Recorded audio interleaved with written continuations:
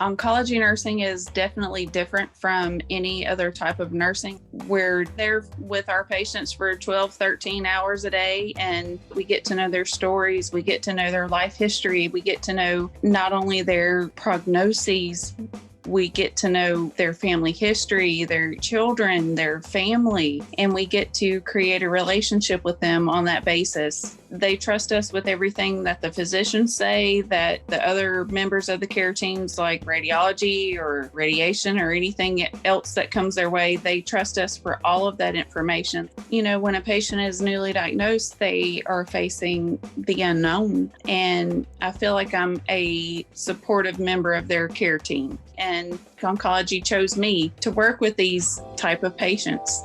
Miranda Stewart Williams is an experienced nurse, and she spent most of that time on the oncology floor at the University Hospital USA Health. Today, she's going to take us behind the scenes to see what it's really like to be a frontline worker in a cancer ward. Cancer is just something that we all have to recognize, acknowledge, cope with, live with, struggle with, rage upon, crush, and even thrive with. This show is more than knowing and fighting or beating cancer. It's more than just relaying science, hope, and technology.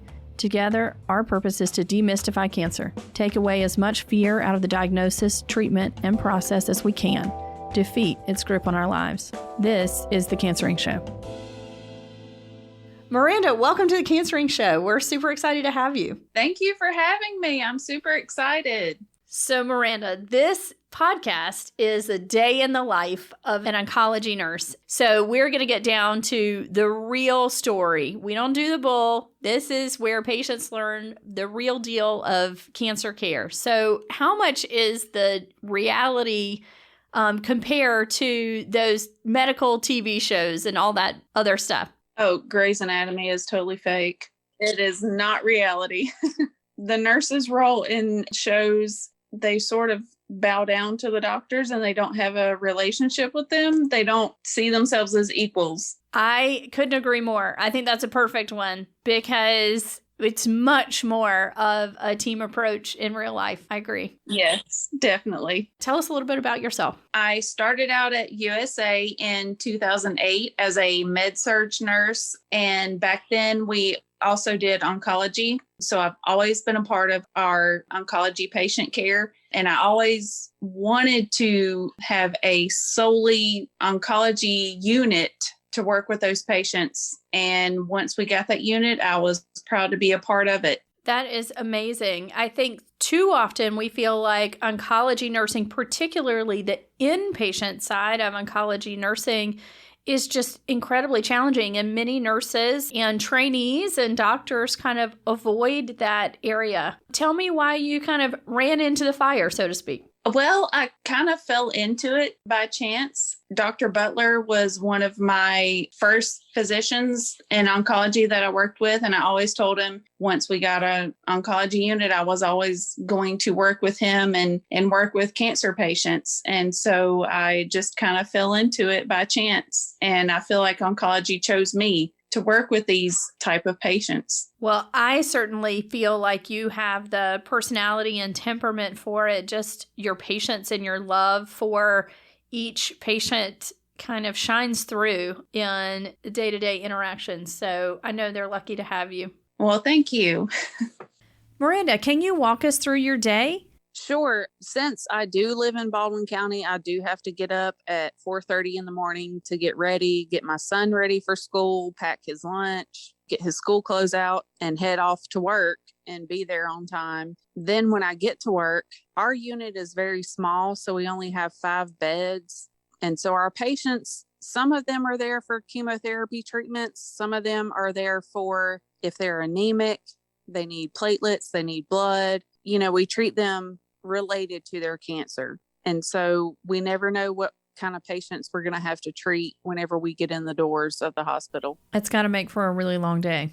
It does. You know, we do inpatient hospice. So we do have those hospice patients that we do end of life care with. We have patients that are newly diagnosed with cancer that we do chemotherapy with. We have those patients that are kind of in between that we just treat symptomatic problems that they have going on. So it's totally different depending on what we walk into. And what about your evenings? When I get home, there is a point where I have to like turn off the nurse and turn on the mom and the wife, where I have to disassociate the nursing part of me with my family life. Yeah, absolutely. I think all of us learn to compartmentalize somewhat. Mm-hmm.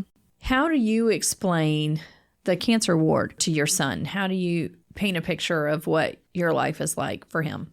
For my son, I tell him that the people that I take care of are very sick, and we try to give them medications that will heal them and help them.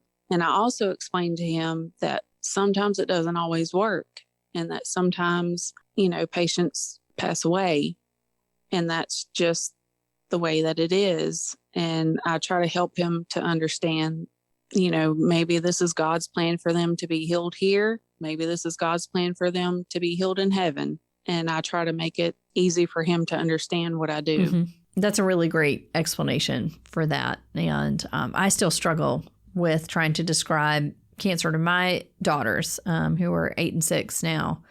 And we just talk about getting sick, and that sometimes people can get really sick. But I like that thought about being healed here or healed in heaven. I think that's a really great connotation. Mm-hmm.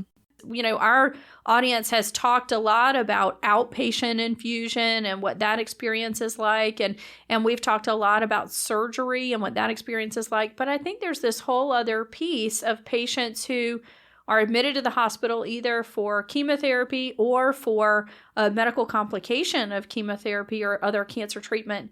And that's a great mystery, a great big black box for patients and for their families. How do you see your role as an inpatient cancer nurse contributing to the patient's overall cancer course? Inpatient is totally different from outpatient. A lot of times we have our patients with us for complications from their chemotherapy, symptomatic complications, infections, pain crises. So there's a gamut of things that we have to see with these patients, and they're with us for a period of time, and we get to know them, we get to take care of them, and it's totally different from the outpatient spectrum, as in we're not with them for a short period of time. We're with them for often weeks and months at a time. Mm-hmm. And I think so often people think of worry maybe that inpatient side of cancer care would be less personal. And I think when patients see you over and over again, when you see patients and families over and over again, I think people really start to understand how personal it is on the inpatient side also. That's true. We get to know our patients on a personal level, not only as a patient-nurse relationship, but we get to know their stories. We get to know their life history. We get to know not only their prognoses, we get to know their family history, their children, their family, and we get to create a relationship with them on that basis. And we're going to talk more about COVID and cancer, but tell us how COVID has affected both the cancer patient's experience in the hospital as well as your experience as their nurse. It has been particularly difficult. At this time and point, we're not allowing visitors to come in the hospital unless a patient is actively dying. So it's very difficult. We're having to update family members over the phone, and it's not the same as when a family member can be in the room and stay with a patient, especially our cancer patients, when they're going through a new diagnosis of cancer or when they're going through pain and different things associated with their cancers. It's just a very difficult time. We're having to just update them over the phone, and it's not the same as when a caregiver can be at the bedside. So we're having to be that in-between person at the bedside and be that support person for them at this time. Yeah, it's almost like you take on that role of being part of the family. You're the chief communicator. You're the chief caregiver for that patient while they're in-house. That's right. That's right. We take on the role of we're the sister, we're the brother, we're the aunt, we're the uncle, the parent at this time.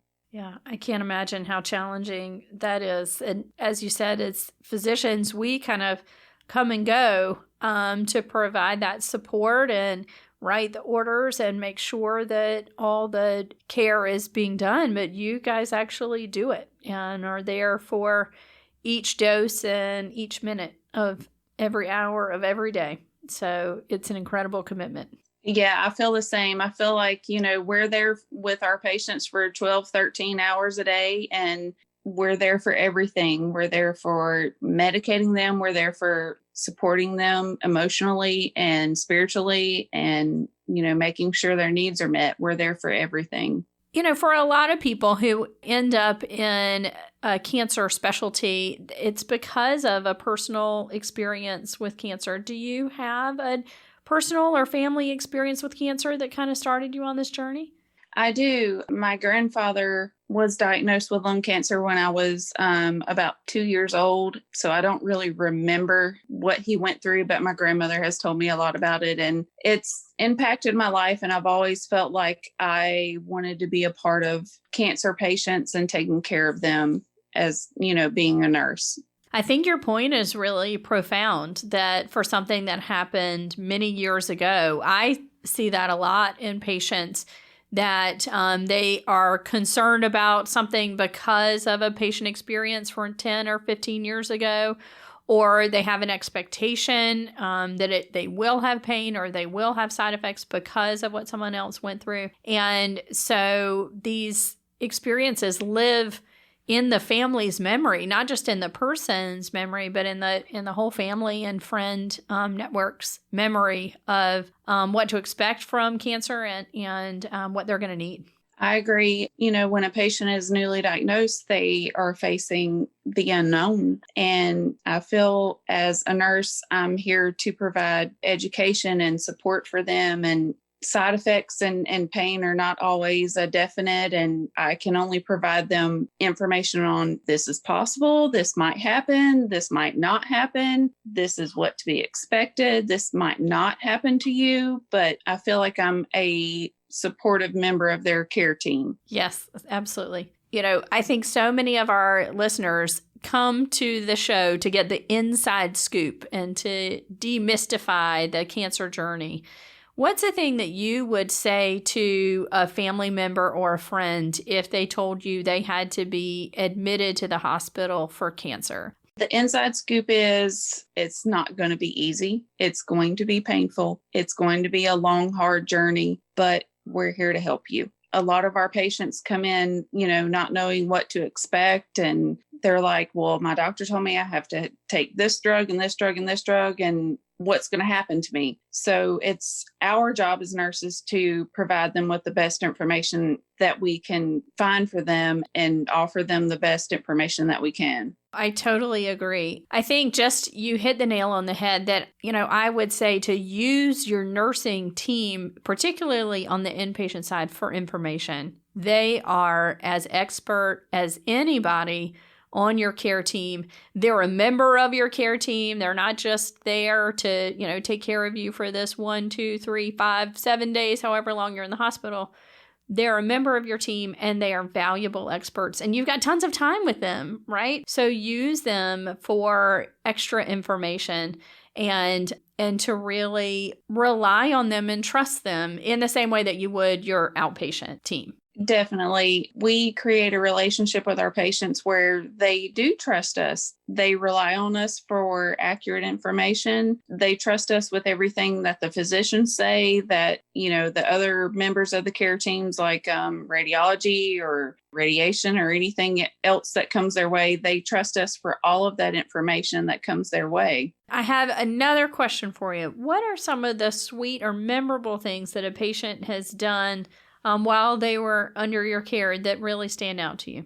I had a patient that was actually under the oncology service that was a breast cancer patient. And each time that she came into the hospital, she would give us bracelets with a tree of life on them. And she would give them to all of the nurses that took care of her, even other patients. She would say, hey, if you have other patients that you're taking care of, can you please give them this bracelet? And we would give them a bracelet in remembrance of her. And unfortunately, she did pass away, but I will always remember her for doing that special memory. There's some special times. You're getting me choked up. But the one that came to mind for me was that a patient of mine, she was very young. She had missed her prom as part of her cancer treatment. And there was a military ball that she had been invited to and unfortunately got admitted to the hospital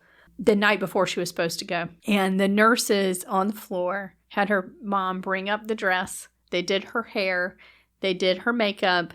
They had her date come and pick her up at the hospital while I turned a blind eye to the fact that she walked out the front door in an evening gown, was gone for 4 hours, like Cinderella, and then returned and had her IV rehooked up. And it was just a really, really special memory. Not just that she got to go, but that the entire nursing team, it was like the best thing that had happened on that floor in a long time, that they did all the things to get her ready. Yeah, we have done some things that security has turned their blind eyes to as well. And especially during COVID, allowing a patient that was going to be admitted for over a month, allowing his family and his daughter to come to the window at the front door to see his family. Yeah, we've done that. Be honest, have you ever let a pet into the unit? We have not. We've wanted to, but we have not. I've thought about it a couple of times myself. What are some of the things that patients do that make your job harder? Is there anything we should tell patients not to do? Some of the things that make our jobs harder are, I'm going to be honest, food issues. Hey, it's a hospital cafeteria. You can't always get what you want. So they want specific things and we can't always provide that. Yeah. That's one of the things that makes our jobs harder. It's a simple thing, but it's an issue. Yeah, no, I get it. And it's one of those things I know a lot of cancer patients listening will understand as well the specific needs because, you know, your taste buds change when you're getting chemotherapy and there's just some things that sound good to you and some things that maybe seem good in the moment, but then it arrives on your tray and it just makes you want to barf. I get it on both sides. And I think, again, you know, we keep talking about this. This is where COVID is so hard for patients because that's where family does such a great job of, you know, I brought you this purple smoothie that you normally like, that we're not always able to provide. Right. So true. I do have to say, I have to leave here and go to Sonic for a grape slushie for a patient who's not on my service, but that's what she needs. And that's what I'm here to provide. Yes. So not to get too personal, but after a really stressful day, kind of how do you unwind? How do you decompress from all the feelings that come up during the day? Honestly, whenever I get home, I binge Netflix or watch YouTube videos just to turn my mind off from nursing care and just to kind of numb myself from what I have to deal with on a day-to-day basis. So you're doing what all of us are doing. Yeah, and basically. And yes. What is your favorite Netflix show these days? My favorite Netflix is honestly Peaky Blinders. Awesome. It's kind of a gory kind of gangster show, but it's my favorite. It helps me turn off. Miranda, I think a lot of people will be inspired by your story and the way that you make an impact in cancer patients' lives. If you had advice for somebody either in nursing who is interested in working with cancer patients or nursing school or someone considering going to nursing school, what would you say to them? I would say to them, oncology nursing is definitely a niche. It's not something that you choose.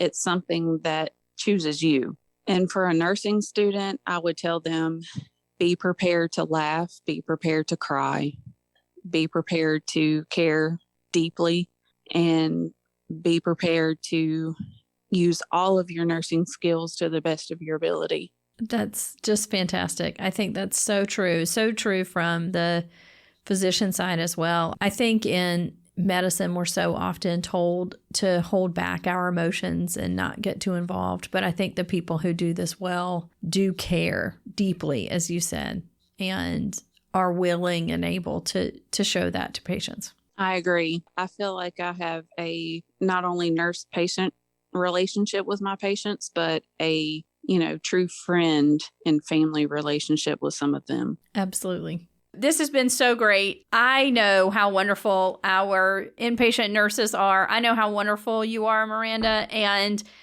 we so appreciate having you here on the show. Our listeners, I think, are going to get so much out of this, just really getting some perspective on your role and how important that is to the overall cancer journey. Thank you for having me. I hope I did a good job. You're awesome, and thank you so much. If Miranda's story inspired you or you want to learn more about working at USA Health System or becoming a nurse, go to usahealthsystem.com, click on I Want To in the menu bar, and choose I'm a Job Seeker. We hope you'll join us. Our system is incredibly unique and a world full of opportunity to help take care of patients. Thanks everyone for listening to The Cancering Show with JYP, Dr. Jennifer Young-Pierce. Please subscribe, rate, and review this show on iTunes and anywhere else you listen to your favorite podcasts. Want us to deliver The Cancering Show to your email inbox? Contact us at cancering.com and we can make sure you never miss an episode. We would love to know what you think about the show or if you have any suggestions on topics you would like to hear. You can reach out to us on Facebook, Twitter, and cancering.com. Till next time, be healthy, happy, and always thriving. This show is brought to you by the University of South Alabama Mitchell Cancer Institute. MCI is a cutting-edge cancer research and patient center built to fight cancer smarter in Mobile and Baldwin County, Alabama. Our researchers and clinicians focus daily on the struggle against cancer, serving a potential catchment population of more than 4.1 million people, with a singular focus of advancing cancer diagnosis, treatment, and prevention throughout the Gulf Coast and beyond with science, technology, and hope. Want to know more about the Mitchell Cancer Institute? Visit us at usamci.com or search for us on Facebook, Twitter, and Instagram. Mitchell Cancer Institute is a member of USA Health. To learn more about all of our hospitals, clinics, and services, visit usahealthsystem.com.